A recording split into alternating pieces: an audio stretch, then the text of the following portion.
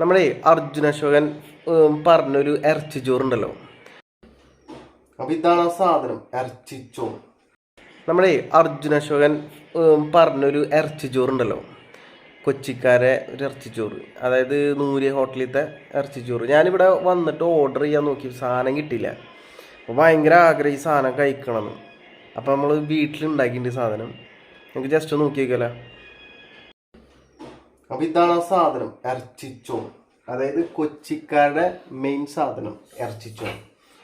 അപ്പോൾ ഈ സാധനം ഇതാ സെറ്റാക്കിയിട്ടുണ്ട്.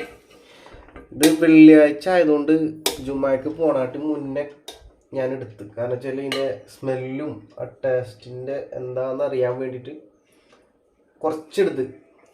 ഓക്കെ, അപ്പോൾ ഇതിൻ്റെ അപ്പം മെയിൻ സാധനം ഇതാ പുളിങ്കറി.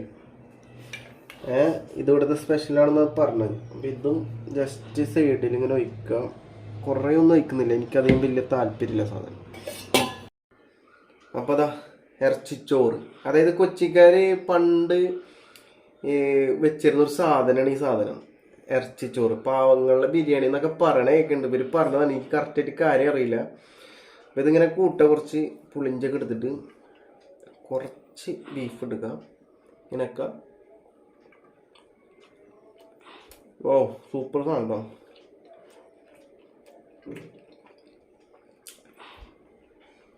ഒന്നും പറയല്ല, ആ ഹോട്ടലിലത്തെ ടേസ്റ്റ് ഇതിനുണ്ടോയെന്ന് എനിക്കറിയില്ല, പക്ഷെ ഭയങ്കര ടേസ്റ്റ്.